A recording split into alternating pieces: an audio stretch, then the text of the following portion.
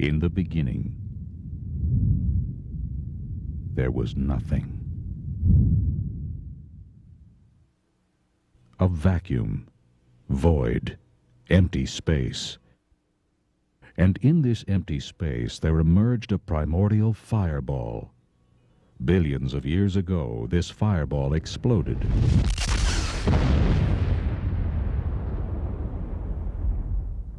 This explosion generated all space, energy, matter.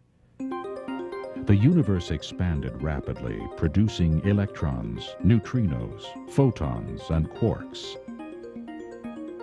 Soon, this energy began interacting, forming protons and neutrons. Matter continued colliding and interacting. Over time, the first simple elements formed. These elements also collided as the primordial soup continued to expand.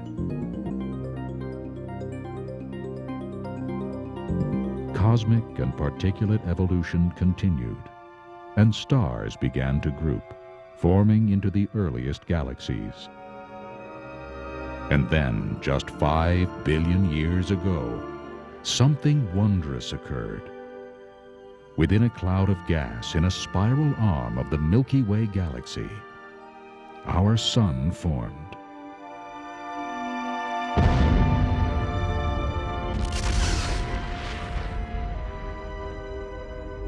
This new star gave birth to planets, moons, and asteroids. One of these planets, known as Earth, developed an atmosphere. Earth's environment, believed to be filled with volcanic eruptions, lightning, turbulent weather, mixed atoms and energy to create the first simple living cells.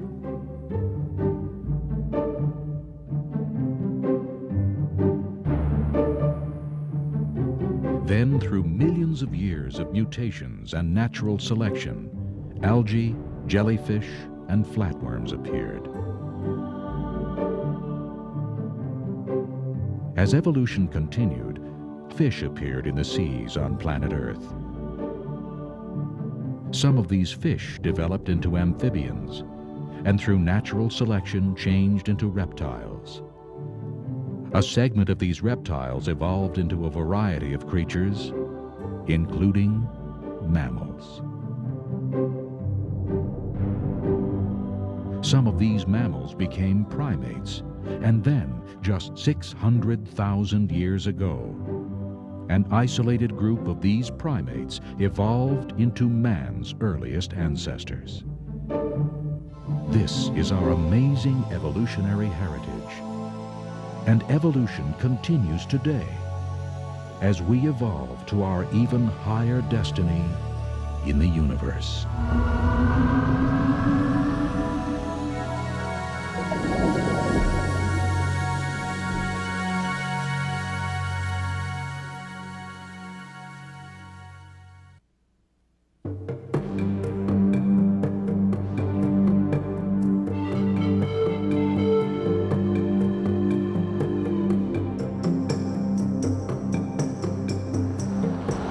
Question of origins. How did the universe and all things that we see here on this planet come into being? Why do we exist? Hi, I'm Roger Oakland. Most of us have pondered these questions. And when it comes to the subject of origins, there are basically two views, the evolution theory and the creation theory.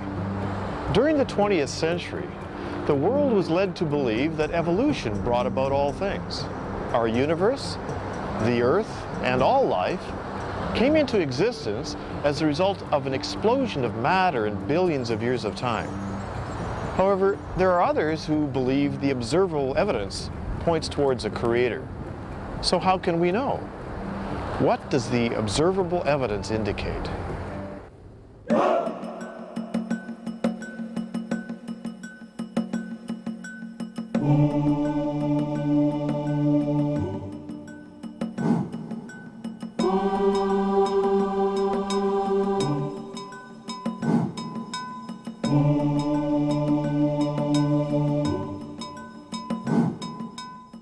Both evolution and creation scientists have observed and agree that there is great variety within each species. Darwin noticed this variety and adaptability among finches. He noticed that the finches' beaks varied in size and shape, and that the beak's features affected the survivability of the finch. Today we notice a great variety of dogs. It is believed that all 450 breeds of dogs present today had a common ancestor. Most scientists believe that this ancestor was very similar to the present-day wolf. Scientists also witness natural selection, or survival of the fittest. Evolutionists and creationists agree that those animals that are the strongest, healthiest, or most adaptive to their environment are more likely to survive and go on to reproduce. The weaker animals, which are unable to adapt, are less likely to survive. We also observe gene mutations occurring. The DNA in all living organisms contains all the genetic information of life. Sometimes an error is introduced in this genetic code. This is called a mutation. Mutations often cause disease and can be induced by radiation, chemical agents, or replication errors. Mutations really do occur. They make all kinds of changes in genes.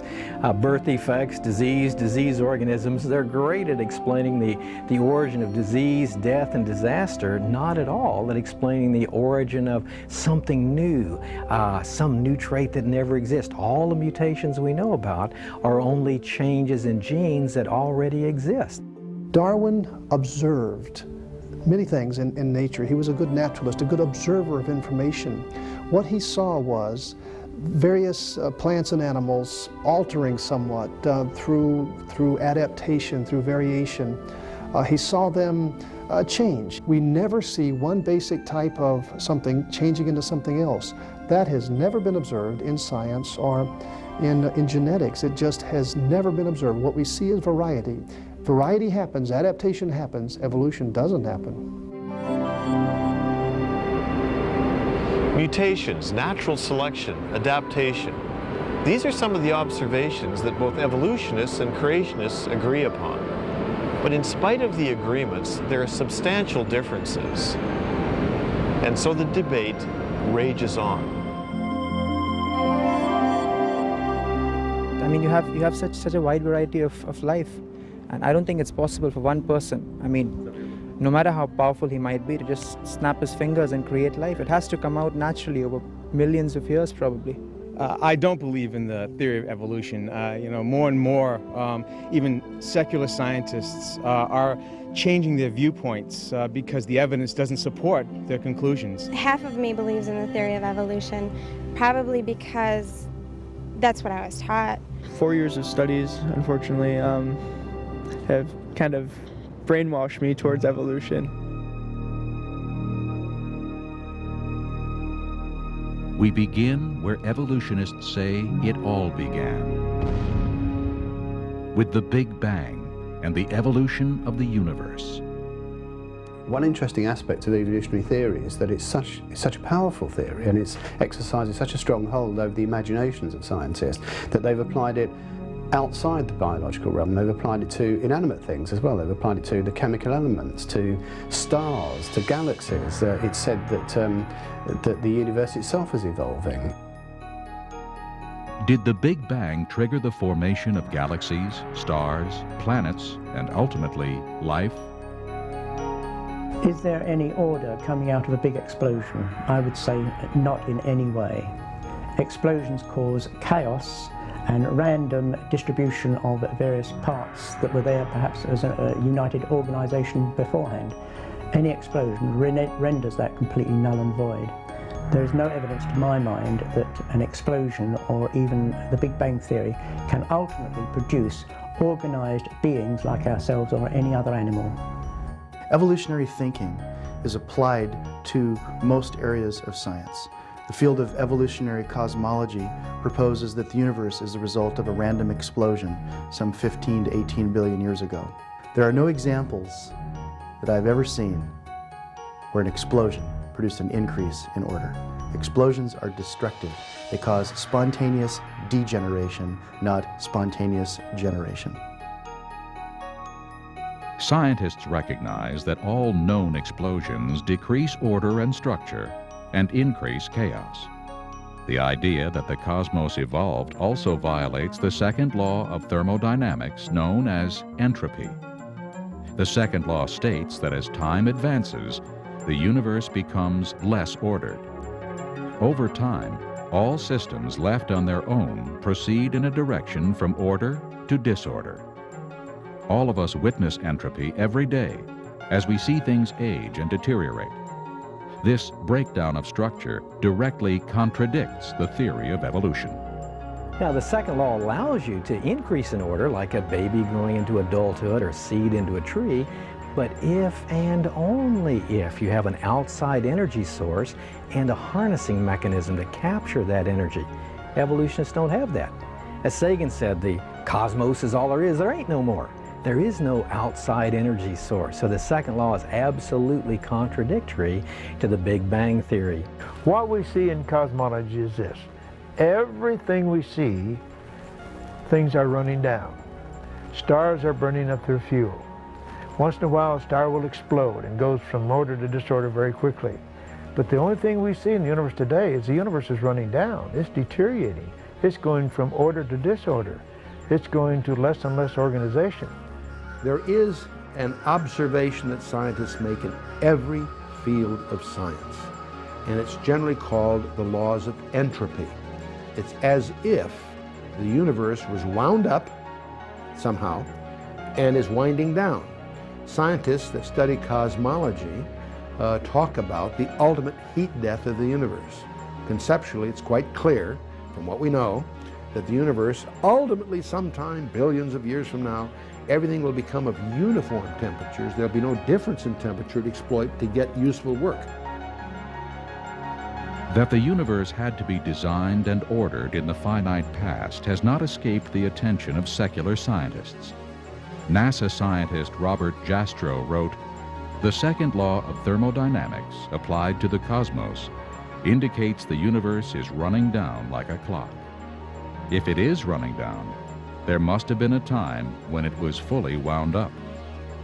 The next obvious question is, who wound it up?"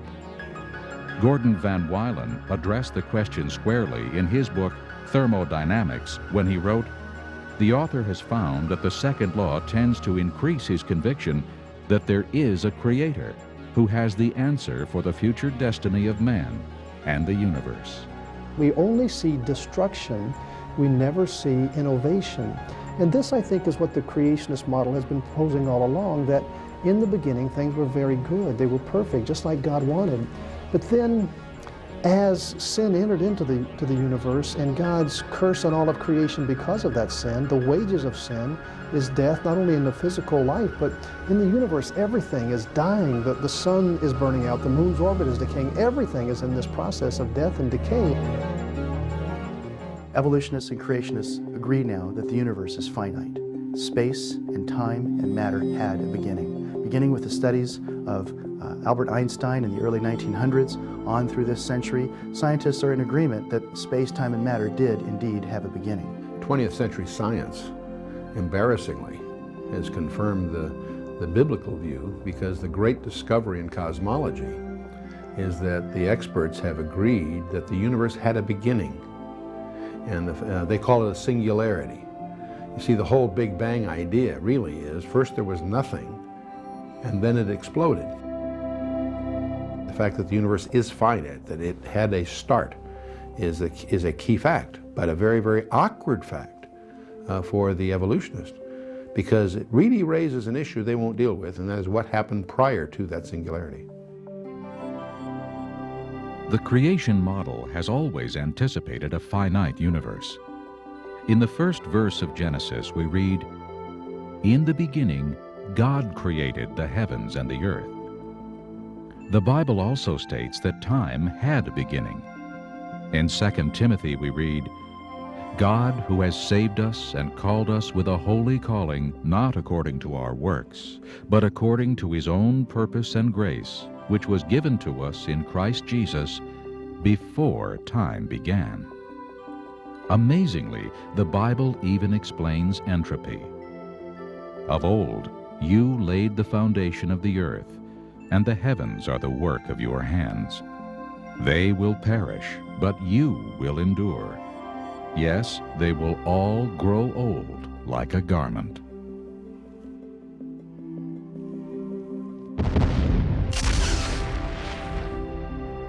If the universe did not originate from an explosion, the only other option is that it was created, an option that many scientists are not willing to consider.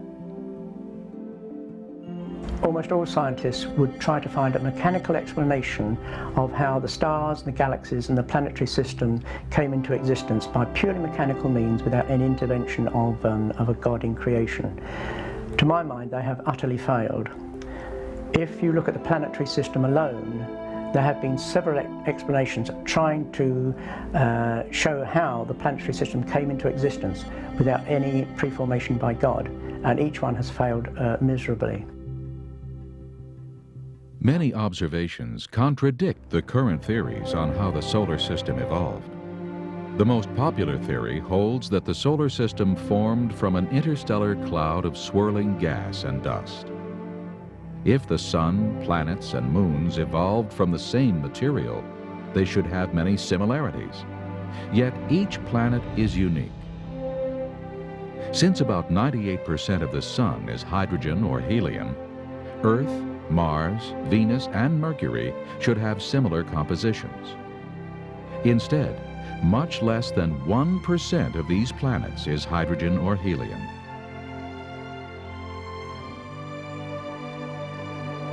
If the solar system evolved, all planets should spin in the same direction. But Pluto and Venus rotate backwards, while Uranus is tipped on its side and rotates like a wheel. All moons in our solar system should orbit their planets in the same sense. But at least 6 have backward orbits. Furthermore, Neptune, Saturn, and Jupiter have moons orbiting in both directions.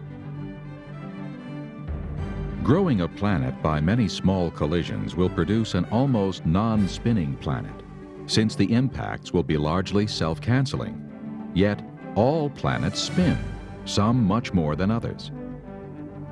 Growing a large, distant gaseous planet such as Jupiter or Saturn poses an insurmountable hurdle for evolutionists, because gases dissipate rapidly in the vacuum of outer space.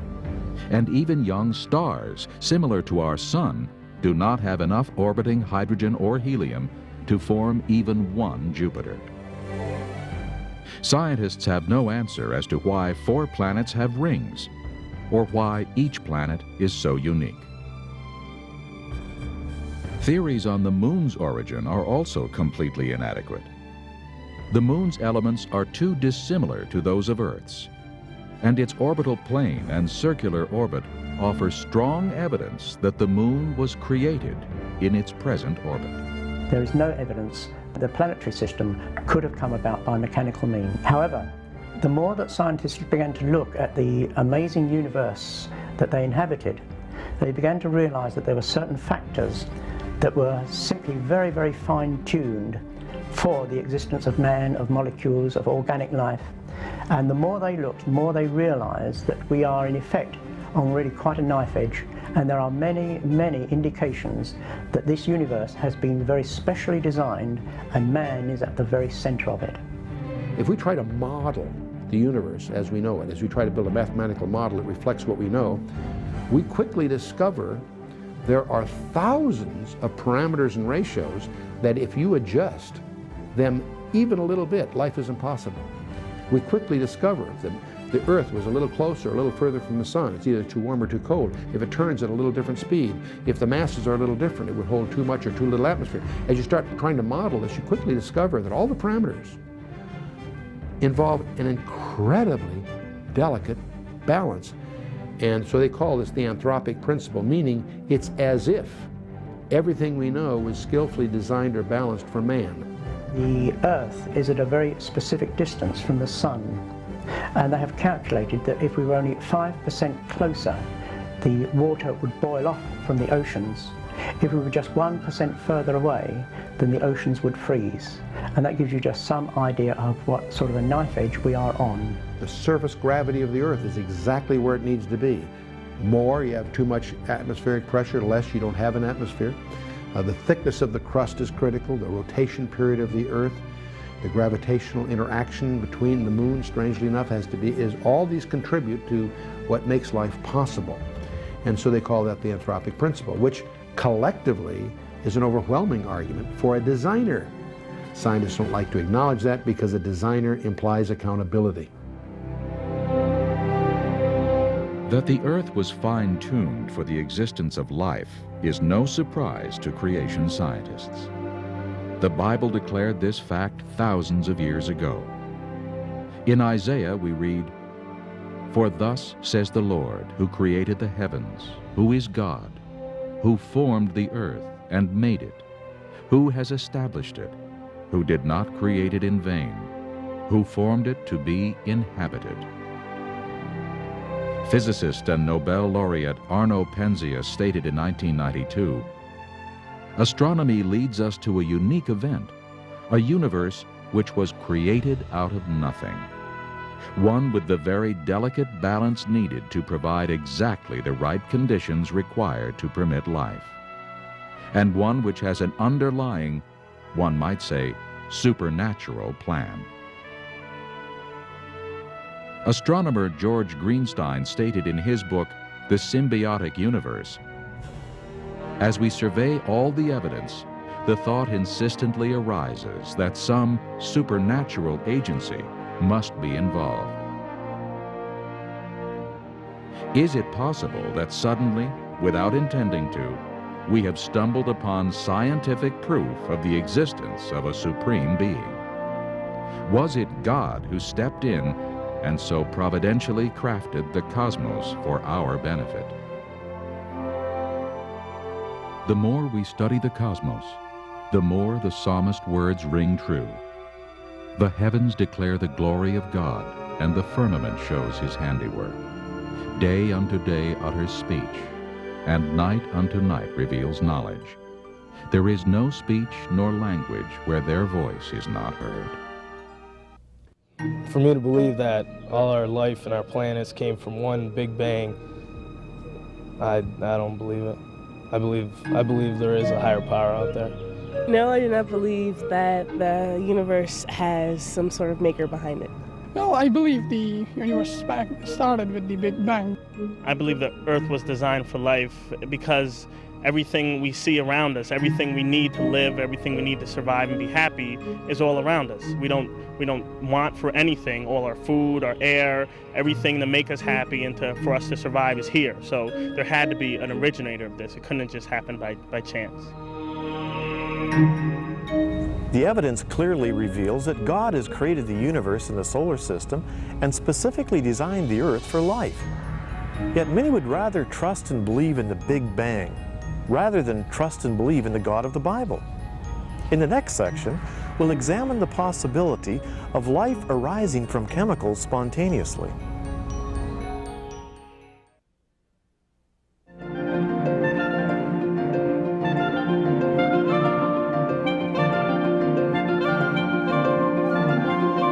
Did chemical evolution on the primordial Earth produce life? According to evolutionary thought, all life, bacteria, fish, plants, animals, and man, originated from chemical compounds. This theory that life arose from non-living chemicals is called spontaneous generation. One of the fundamental laws of biology is the law of biogenesis, that life comes only from pre-existing life. And of course, for a creationist, that's certainly no surprise. Life, God's life, created life to multiply after its kind. So that makes sense to a creationist. But to an evolutionist, there was a time in the past when there wasn't any life. And so chemicals somehow got together and made living things, and this was often called spontaneous generation. And there have been some enormous problems faced in trying to get a group of chemicals to come to life. A few years ago, Stanley Miller did a famous experiment. He took some simple materials, some methane, some ammonia, some water vapor, zotzed them with an electric spark to simulate lightning flashing back and forth in the atmosphere of the ancient Earth, and in just a week, he got amino acids, the building blocks of protein. And that was hailed as almost making life in a test tube. And that was one I used when I used to teach evolution. But I took a look at the rest of the evidence. And there are 3 problems with that brilliant experiment. 1, he had the wrong starting materials. 2, he used the wrong conditions. And 3, he got the wrong results. Other than that, it was a brilliant experiment. The Miller experiment assumed an atmosphere of methane and ammonia, gases that could not have been present in large amounts because the ammonia would be decomposed by ultraviolet light, and methane should be found stuck to ancient sedimentary clays, but is not. Miller also left out oxygen because he knew that oxygen would destroy the very molecules he was trying to produce. But as deep as we dig, we find oxidized rocks, suggesting an oxygen-rich atmosphere.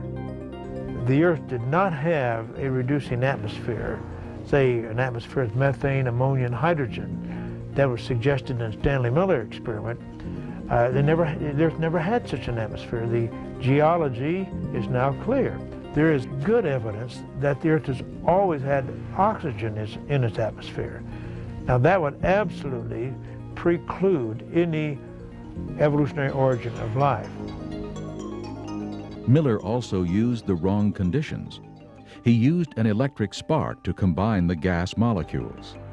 The problem is that the same spark that puts amino acids together also tears them apart, and it's much better at destroying them than making them.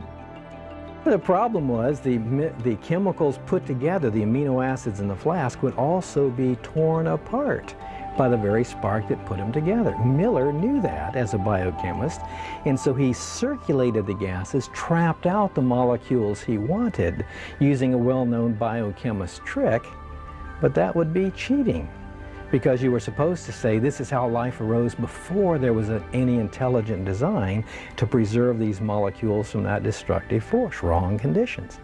Then he got the wrong results. The main product of the Miller experiment was tar, a nuisance in organic reactions. Trace amounts of several amino acids that make up the proteins in living things were also produced. The problem is that Miller's experiment produced both left-handed and right-handed amino acids. Only left-handed amino acids make up the proteins of life, and just one right-handed molecule prevents their production. What Miller actually produced was a poisonous brew that would destroy any hope for the chemical evolution of life. You might say, well, if what I've just said is true, what about all the evolutionists that believe in this? Well, interestingly enough, the evolutionists would agree with me. There was a time I was at a debate at San Diego State University. I was just in the audience, but 2 friends of mine, Dr. Henry Morris and Dr. Dwayne Gish, were doing the debate for the creationists, and at the end, someone in the audience noted, "Ladies and gentlemen, we're privileged this evening. We have in our audience Dr. Stanley Miller." And Gish had explained why Miller's experiment would not produce life from non-life. And so the person asked Dr. Miller, "Would you like to respond to what Dr. Gish said about your experiments for chemical evolution?" And Dr. Miller said, "No." He hasn't believed in that for decades. He knows all of those same problems. I would say this: any theory on the origin of life on the Earth, or any other planet as far as that's concerned, is a fairy tale. Evolution teaches that energy, such as lightning or heat, plus matter, can occasionally create new life. Yet our entire food industry rests on the fact that this can never happen. If we examine a jar of peanut butter, it contains matter and is exposed to light and heat. But we never find new life inside unless an outside life contaminates it. If the theory of evolution was viable, then I should occasionally, by subjecting this to energy, end up having new life. Now we go down to the store And if I open this jar of peanut butter, maybe not often, but on some occasion, I should find new life inside. And so, when we open the jar of peanut butter, we look in there, there's no new life. And aren't you glad, okay? Now, you may smile at this, but hopefully you'll never forget it, because you and I conduct, collectively, over 1 billion experiments every year, and we've done that for virtually 100 years. And we never encounter new life. In fact, the entire food industry of the world depends on the fact that evolution doesn't happen. The case for chemical evolution only weakens when we consider that long chains of specific amino acids, all in exactly the right position, are required to form the proteins of life. Even worse, amino acids do not naturally link up to form proteins, but rather tend to break down. Now, proteins can be 2,000 or 3,000 amino acids long, very long, complex chemicals. And they're very much like a computer program. Every amino acid has to be in exactly the right position. If one of them is wrong, then the whole protein is useless, just like a computer program. The improbabilities buried in Darwinism start right at the very beginning. Even before life began, how did the first protein molecule come about?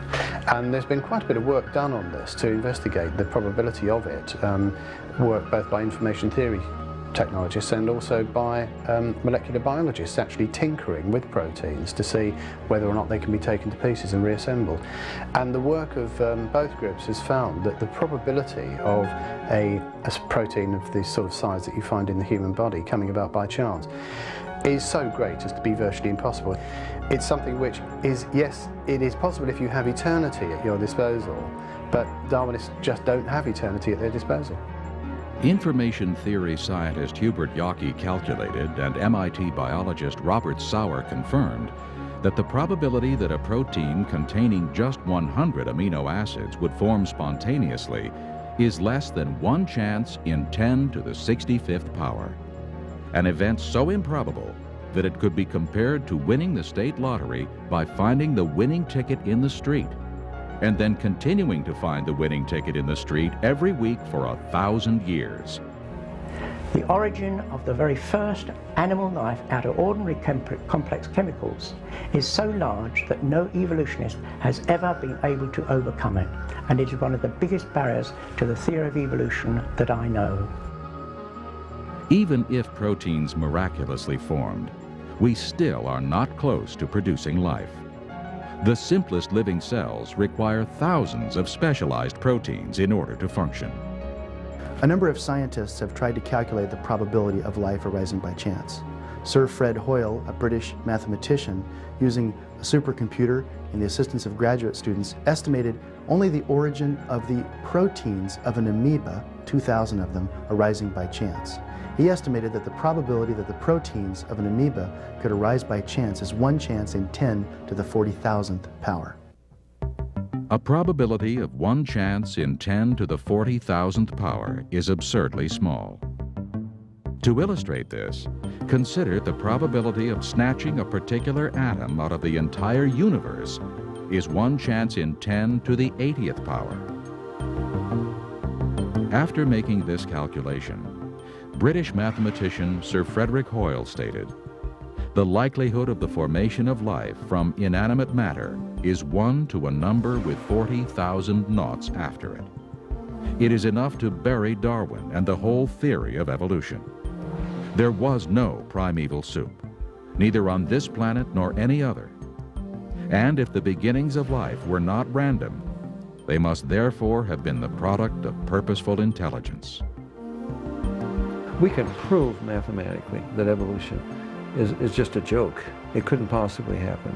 Richard Dawkins, for example, one of the leading evolutionists, in his book, The Blind Watchmaker. He acknowledges that the nucleus of every cell, plant, animal, or human, has a database larger than the 30-volume set of the Encyclopedia Britannica. All life, plants, animals, and man, are made up of cells. Each cell is a miniaturized city performing the complex functions required for life to exist. The cell membrane is self-repairing and consists of special proteins that monitor what is outside of the cell, as well as select which molecules are allowed to enter. These proteins act as pumping stations, controlling the import of nutrients and the export of waste materials. Inside the cell, we find staggering complexity. For example, the endoplasmic reticulum is a transportation network with protein-producing factories called ribosomes. The ribosomes produce many types of specific proteins, while the ER channels them to precise locations. The Golgi bodies transport proteins to the exterior membrane, while lysosomes act as digestive organs that break down and recycle larger molecules into particles the cell can use. The mitochondria are the power plants of the cell, producing the fuel that the cell consumes.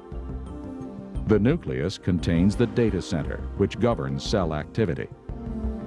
Inside the nucleus, we find the chromosomes, which contain the DNA molecule that functions as a library and contains all the coded information needed for life. Billions of instructions are coded on this error-detecting and error-correcting, self-replicating molecule. Only if all of these structures were created simultaneously could a cell function. For example, to produce DNA, a cell requires more than 75 different types of proteins. Yet, these proteins are only produced at the direction of DNA. The only solution to this dilemma is creation. The odds of getting DNA making protein on a roll of the molecular dice is like the odds of getting a 13 on a pair of gaming dice. The potential is not there. The probability is just plain zero. Evolution teaches that bacteria were one of the first life forms to evolve from chemicals. Many bacteria propel themselves with a type of miniature motor called a flagellum. These extremely efficient reversible motors rotate up to 100,000 revolutions per minute. The bacterial motor is similar to an electric motor. It has a filament that acts as a propeller, a universal joint, a stator and a rotor, and a drive shaft with bushings. Each part of the motor must function, or the bacteria will die. Since bacteria can start, stop, and change direction and speeds, they must have sophisticated sensors, switches, and control mechanisms. All of this is highly miniaturized. 8 million of these motors would fit in the cross-sectional area of a human hair. While bacteria are small, they are not simple. You know, I think probably the weakest link in all of evolution theory is the idea of the origin of life from non-living chemicals. It's probably easier to get from a cell to a person than it is to get from chemicals to life. The gap there is just so incredibly large. I'm convinced that life is so complicated, so complex, so intricately engineered that wherever life exists, God created it. It could not have come by natural processes. Life comes from a creator, and that creator tells us that he created life here on earth. Here we see it, unimaginably complex. It must have been created. I believe humans evolved to where we are today from single-celled organisms based on the theory of Darwinism and natural selection. I don't think that there was any sort of divine intervention. I believe evolution is pretty much a proven theory. I don't believe in a higher order, just because the fact that I haven't seen any, proof or, concrete evidence of that, and until somebody shows me, that there is, then I'm going to have an aversion to organized religion, and I'm going to stay on the basis of chemical evolution. No life is simple, and all life shows the handiwork of a designer. Scientists know this, yet many believe in chemical evolution rather than be accountable to the Creator God of the Bible. Next, we will examine the evolutionary view that simple life has evolved into complex life.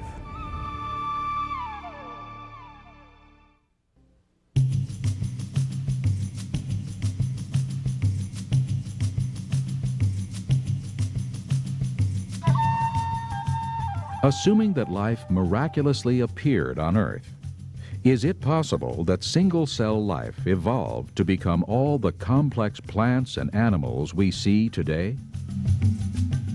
That was Darwin's idea that everything, every living thing on the earth eventually could be traced back to a common ancestor.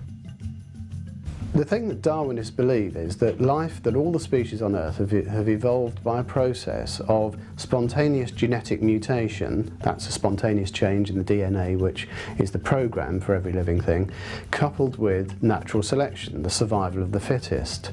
The extraordinary thing is that although the theory has been pretty well accepted universally for over a century now, there is absolutely no direct evidence to support it at all.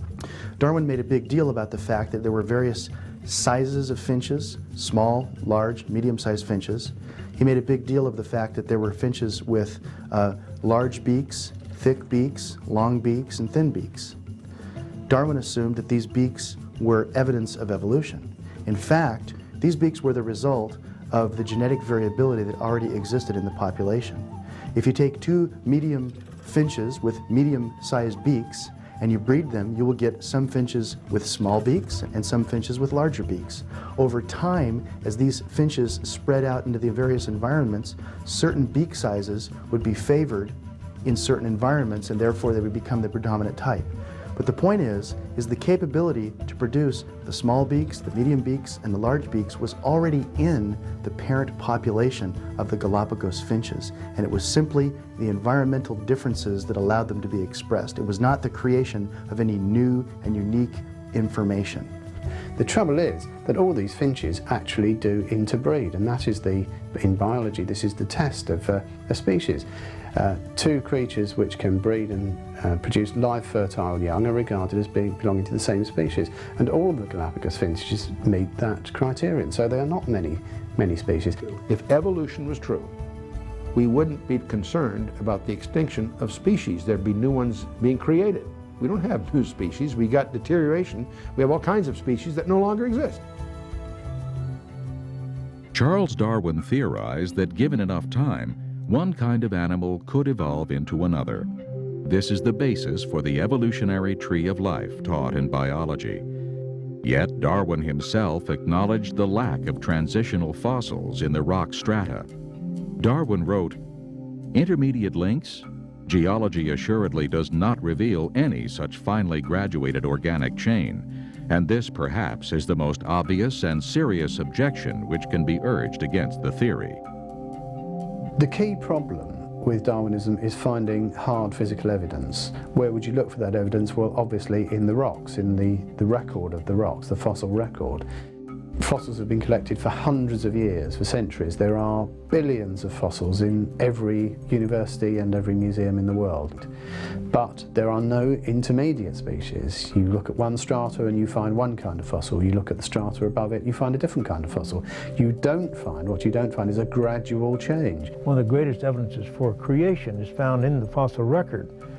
For example, in the so-called Cambrian rocks, we find fossils of a vast array of very complex invertebrates: clams, snails, jellyfish, worms, brachiopods, trilobites, and many other very complex invertebrates. But nowhere on the face of this earth has anyone found fossilized ancestor to a single one of those complex invertebrates. Now that fact alone demolishes the theory of evolution. Evolutionists claim that these invertebrates in turn evolved into vertebrates, such as fish. However, over the last 150 years, scientists have unearthed billions of invertebrate and vertebrate fossils. and they have not found a single transitional form. Every major kind of fish that we know anything about appears fully formed, no trace of ancestors, and certainly no trace of transitional forms linking these major kind of fishes to one another. Now that fact is known. Evolutionists know that. Now the fact that we have no ancestors for the fishes, the vertebrates, we have no ancestors for the invertebrates, means that we didn't have any ancestors, and evolution is impossible. A study of the geological record confirms that the major groups of animals each appear abruptly and fully formed. For example, within the insect world, there is enormous variety and complexity. Yet evolutionists offer no conclusive evidence that any of the insects evolved from a common ancestor. The same problem exists for all of the great variety of amphibians, reptiles, and mammals. The evolutionary tree of life has no trunk nor branches. Therefore, all of the implied intermediates are only blind speculation. Sometimes Darwinists hold up examples of what they say are transitions. For example, I suppose the best known example is Archaeopteryx, which appears to be half dinosaur, half bird. The trouble is, when you look at the dinosaurs that it might have evolved from, what you find is that none of those dinosaurs had a collarbone, and birds all do have a keeled breastbone which holds the pectoral muscles, which enables it to flap its wings. It has been claimed in the past that Archaeopteryx was really nothing more than a feathered reptile. Well, I've never seen a reptile yet that you just stick a bunch of feathers in and kick it in the tail and it flies. And no, Archaeopteryx flew. He had wings, and he certainly wasn't a feathered reptile. As a matter of fact, I have an article here before me, published in March 1996 in the Journal of Vertebrate Paleontology. And the authors say this: the avian features of the skull demonstrate that Archaeopteryx is a bird rather than a feathered non-avian archosaur. The most important missing link of all, of course, is the missing link between an ape-like ancestor and mankind. That's the missing link that most of us are interested in. Have we found that? Well, if you listen to Darwinists, you'd think that we found lots of them. In fact, the evidence really isn't there at all. All of the fossils that have been found so far have been classified, reclassified, either as human or as ape. And so far, the missing link is still missing. I have been investigating the so-called missing link between man and ape for many years, and I have found that every single one of them simply is no link whatsoever.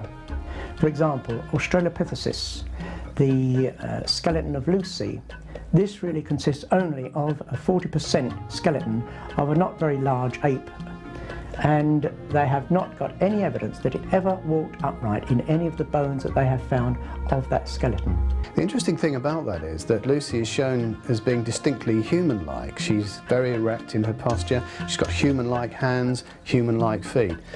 I'm not quite sure where exactly the restorers got this data from, because if you examine the paper by Randall and Sussman, which described the type species to which Lucy belongs, they said quite clearly that she had long, curved hands and feet, even longer and even more curved than a chimpanzee. Several distinguished anatomists have reached the conclusion that, for example, Australopithecus, the genus to which Lucy belongs, was simply an extinct ape and nothing at all to do with humans. If we analyze the so-called missing links, we find a trail of fraud, deception, and speculation. For example, Nebraska man was reconstructed, family and all, from an extinct pig's tooth. Piltdown man is now universally known to be a deliberate hoax, consisting of an ape's jaw and a human skull doctored to look old. Neanderthals were just plain people, some of which suffered from arthritis, rickets, or syphilis. Ramapithecus, Gigantopithecus, and Zyganthropus were just apes, while Heidelberg man and Cro-Magnon were completely human. So, despite evolutionists' misleading claims, the missing link is still missing. One of the more amusing things you hear these days is that the DNA of man and chimpanzees is 98.3% identical. And I have to admit, as a geneticist, I find that kind of humorous, that you're not even that closely related to yourself. And so the genes you inherit from your mother, the genes you inherit from your father, are on the average at a maximum only 93% similar. Scientists claim that the hemoglobin of a chimpanzee is 98% the same as the hemoglobin of a human being. What they don't tell you is there are many other organisms, including slime molds, that have hemoglobin, which is also very similar to the hemoglobin of a human being. Now, you would expect a lot of similarities between man and chimpanzee. We breathe the same air, we have muscles and bones, we digest things similarly. If we were created by the same God, we would expect to have lots of similarities. But let's suppose for just a moment that there was some truth in that figure, although I haven't got a clue where in the world it could have come from. A cloud is 98% water. A jellyfish is 98% water. A watermelon is 98% water. To use evolutionary logic, there's no difference between a cloud, a jellyfish, and a watermelon. Those 2% difference really make a whale of a difference in man and chimpanzee. In the first chapter of Genesis, we are told that God created every living thing according to its own kind to reproduce and fill the earth. This is exactly what we see. If, as evolutionists claim, a reptile evolved into a bird, who would the first bird mate with? Furthermore, all intermediate forms would be fatal. What good is half a wing or half a beak? All animals have complex organs required for their survival. For instance, dolphins and bats have a sophisticated sonar that they use to locate food. Unless these highly efficient sonar systems are fully functional, the animal dies. Certainly, the scientific evidence overwhelmingly supports the creation model, while evolutionists are forced to admit that from their perspective, both the origin of life and the origin of the major groups of animals remain unknown. Complex body structures that we have probably did not come from the evolution. Maybe it did. It's really hard to decide which one it could be. To me, again, it takes more faith to believe that all these perfect conditions came together at the right moment to allow all these complex aspects of life to come into being and to come into existence. And to me, it takes a lot more faith to believe that hogwash than it does to believe that there's an awesome God that created us. Evolutionists are trying desperately to hold on to a failing theory rather than to acknowledge the Creator God of the Bible. Despite this, the evidence continues to mount to support the creation model. But how can we know that the God of the Bible is the Creator?